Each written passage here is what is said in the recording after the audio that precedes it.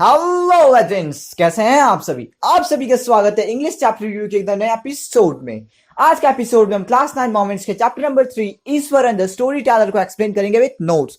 इस चैप्टर के राइटर का नाम है R.K. लक्ष्मण। चैप्टर को स्टार्ट करने से पहले मैं पिछले चैप्टर के करेक्ट आंसर देने वालों को साउट आउट देना चाहता हूं। ओके, पिछले चैप्टर का सही आंसर सिर्फ एक पर्सन ने दिया है, उनका नाम है माया। आपको shout. Okay, so let's start the chapter. ये चैप्टर बहुत ही इंटरेस्टिंग होने वाला है क्योंकि जैसे इस चैप्टर का नाम है ईश्वर एंड द स्टोरी टेलर, इसके अंदर बहुत सारी स्टोरीज है और उनको मैं एक्सप्लेन करूंगा और आगे जाकर आप उन्हें एक्सप्लेन करेंगे आपके एग्जामिनर को in the form of exam paper, right.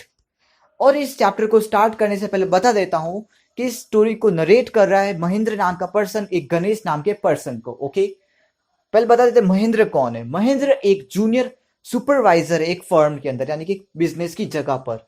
वो बहुत सारे काम करवाते हैं, जैसे कि ब्रिजेस बनवाते हैं, डैम्स बनाते हैं एंड सो ऑन। सुपरवाइजर का काम होता है कि जो वर्कर्स होते हैं उन पे नजर रखना कि वो सही से काम कर रहे हैं या फिर नहीं।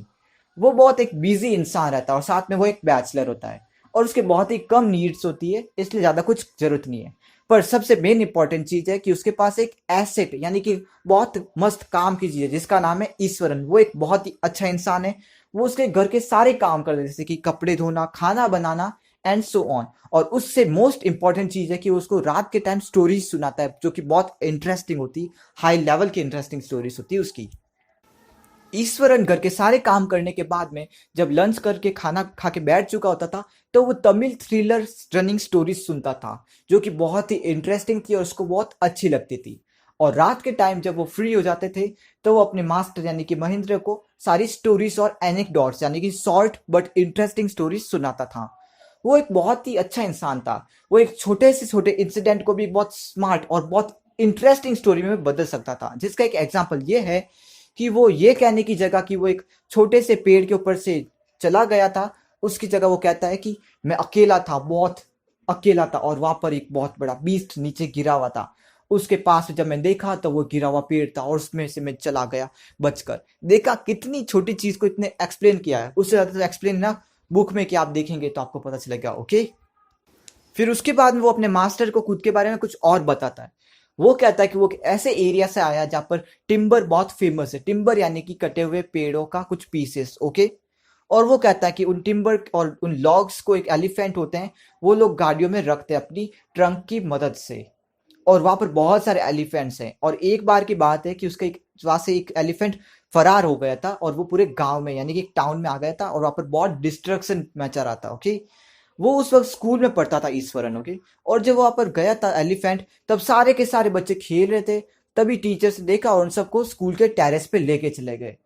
ईश्वरन के मूड में पता नहीं क्या आया, तो उसने टीचर के हाथ में से केन यानी कि एक लकड़ी ली और सीधा नीचे गया और एलिफेंट के तीसरे पैर के थंबनेल पे मार दिया और वो एलिफेंट हाफ पैरालाइज हो गया।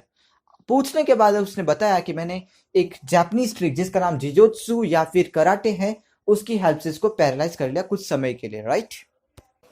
एक दिन मॉर्निंग के टाइम में ईश्वरन अपने मास्टर से कहता है कि मास्टर, क्या आज मैं कुछ स्पेशल फूड बना सकता हूँ क्या? क्योंकि आज के दिन एंसिस्टर्स यानी कि पूर्वजों के लिए हम खाना बनाते हैं, उन लोगों के लिए, उनकी हैप्पीनेस के लिए, राइट। तो वो कहता ऑफकोर्स, क्यों नहीं, जरूर बनाओ। और रात के टाइम जब वो वापस आता है अपने वर्क से, तब ईश्वरन कहता है कि मास्टर, जहाँ पर हम रह रहे हैं ना, वो पहले एक म्यूरियल ग्राउंड यानी कि एक कब्रिस्तान हुआ करता था। उसको बहुत डर लग गया और उसके आगे और बताता है कि जब हम यहाँ पर पहली बार आए थे ना, तब मैंने एक ह्यूमन स्कल देखा था और अब तक मैंने बहुत सारी बोन्स और स्कल्स देख चुके हैं। और उससे बड़ी बात तो यह है कि उसने कहा कि फुल मून नाइट यानी कि जो पूर्णिमा की रात होती ना, उस वक्त उसने एक ये फीमेल को यानी कि एक औरत की भूत को एक फोइटस यानी कि आप फीटस बोलते हैं फिर फोइटस, आई डोंट नो, छोटे से बच्चे को हाथ में ले रही थी और उसको देख के बहुत डर गया। और फिर महेंद्रन कहा चुप हो जाओ, तुम फालतू की बातें कर रहे हो, तुम्हें अपने डॉक्टर को दिखाना चाहिए। और वो चुप हो जाता है। महेंद्र सोचता कि मैंने इसको ऐसे बोला है तो बहुत दिनों तक मेरे से बातें ही नहीं करेगा। पर नेक्स्ट डे शॉकिंगली वो ईश्वरन जो होता है ना, वो एकदम चीयरफुल नेचर में बातें करने लगता है जैसे कि उसने कभी किया भी नहीं था, राइट। फिर जब बहुत दिनों बाद फुल मून नाइट यानी कि पूर्णिमा की रात आई, तब ईश्वरन ने जो बातें की थी ना, सेम टू सेम उस महेंद्र के साथ हुई थी। वो अपने रूम में सो रहा था, तभी उसने खिड़की में से कुछ अजीबो गरीब आवाजें सुनाई दी उसको। उसको डर लगने गया कि सोचा कि भाई ये सही बात तो नहीं क्या भूत वाली। तो वो बाहर देखने से भी डर रहा था। उसको लैंडस्केप देखने में बहुत इंटरेस्ट था, लेकिन उसकी बात से वो डरने लग गया और वो सो गया।